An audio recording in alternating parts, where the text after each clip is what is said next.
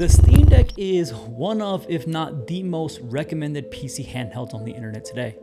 It's affordable, comfortable, and SteamOS makes PC gaming feel almost like a console.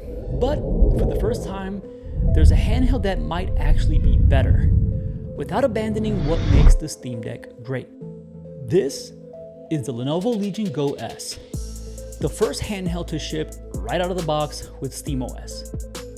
A bigger screen, more power that enables higher resolutions and smoother gameplay. You would think that this would be the de facto entry-level PC handheld recommendation. But more often than not, people always come back to just get a Steam Deck. This led me to ask a question. If this device is so good, then why doesn't the Legion Go S replace the Steam Deck in many people's minds? So I bought one to find out if you should just get a Legion Go S.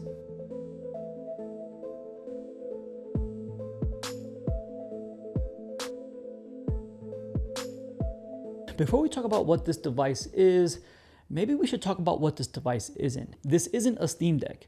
Yes, it does have SteamOS, but I think there are things that inherently make a Steam Deck a Steam Deck. This doesn't have OLED, this doesn't have HDR, and it doesn't have the viable trackpads like the Steam Deck does. That being said, you are getting a larger device with more power and some features you just don't see on the Steam Deck. Lenovo took SteamOS and made something that's their own. For instance, the first thing you'll probably notice is the colorway, Nebula Nocturne. It's this subtle dark metallic purple and honestly very refreshing in a sea of black slabs. Then there's the size. It's not much wider than a Steam Deck, but it is a little bit taller, thanks to this 8-inch 16x10 1200p display, which is also VRR and capable of up to 120 Hz. Lenovo managed to fit all that in a footprint that's very similar to what the Deck is. How? Well, the answer is button placement. To make room for a larger display, unlike what you would get on the Steam Deck, Lenovo completely drops the trackpads and went for a more traditional Xbox style layout. Offset sticks with this tiny square that they're calling a trackpad. It's honestly useless. And the more I used it, the more I missed the trackpads on my Deck, despite me not really using them for much outside of typing. I initially thought I wouldn't mind the offset layout, but it's honestly one of the things that kind of ruined my first impression. The thumbstick caps are pretty smooth, and it felt like I had to adjust my grip to get comfortable thumb placement on that right thumbstick. Something I really didn't have to do with the Steam Deck since everything is symmetrical there. Add to that the added weight of the Lenovo Legion Go S, and that actually matters when you have to adjust your grip. That being said, the controls themselves are great. Hall effect sticks, so you don't really have to worry about stick drift too much. The buttons in the D-pad feel great. The bumpers are very clicky and very loud, something I personally don't like and my wife hates.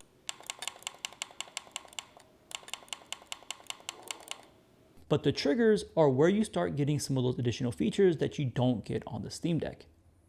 The Legion Go S gives you the ability to choose between full trigger throw or hair triggers by way of the switch on the back. That flexibility is something I thought was pretty cool, despite it not being a big deal for me because I can play with or without it. Flipping it over, the Legion Go S has 2 programmable back buttons. And while the Steam Deck technically has more buttons on the rear, I actually realized something funny when I was going back and forth between testing these two devices.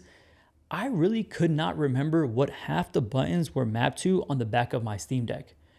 So I actually started preferring just having the 2 buttons on the Legion Go S.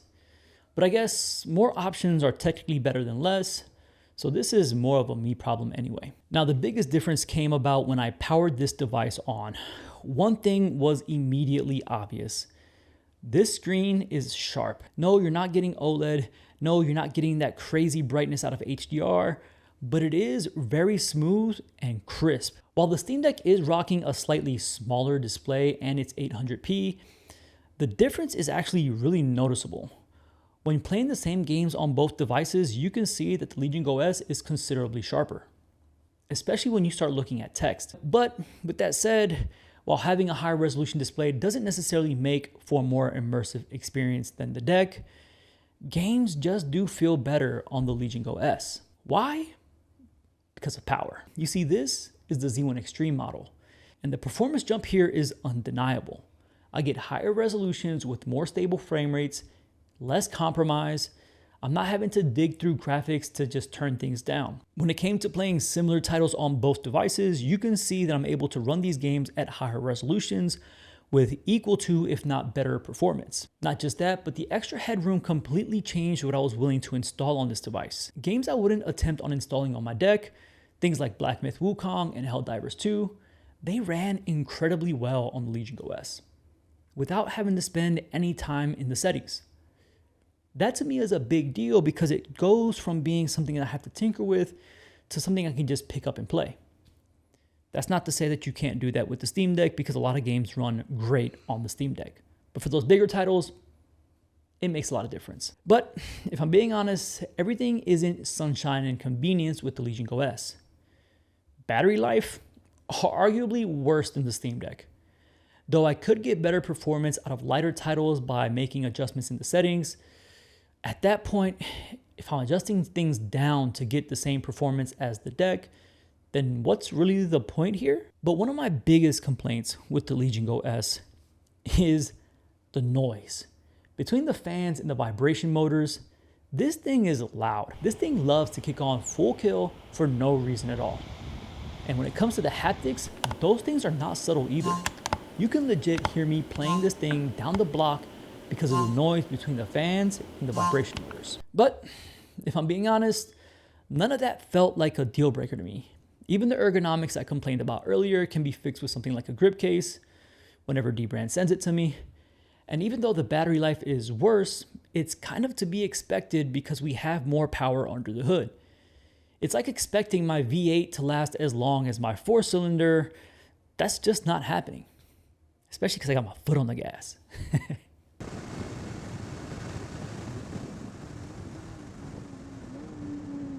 Those issues aside, this device is actually really good. With so many upsides, why isn't this device more widely recommended? Which leads me to the biggest problem with the Legion Go S: price. Online, you'll hear stories about open box Z1 Extreme models selling for Steam Deck money. I'm talking about $500 to $600. At that price point, this device becomes a no-brainer. You get SteamOS, more power, bigger screen, higher resolution, better frame rates. I mean, outside of HDR and OLED, what more could you really ask for? But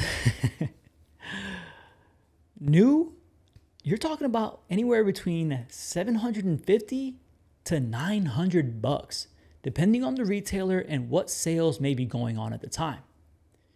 And if you check eBay and Marketplace, most listings are hovering at about $700. So you can see that there's no consistent price that makes this device a go-to recommendation. And that honestly, to me, changes the math completely. You're talking about a swing between $500 to $900. That's not small. So where do I stand with the Legion Go S?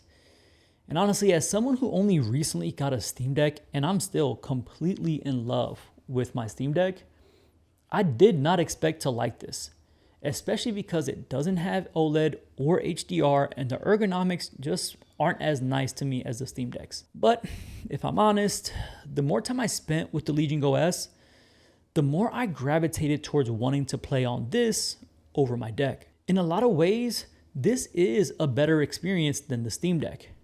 You have more headroom to run a wider variety of games at higher resolutions on a bigger display.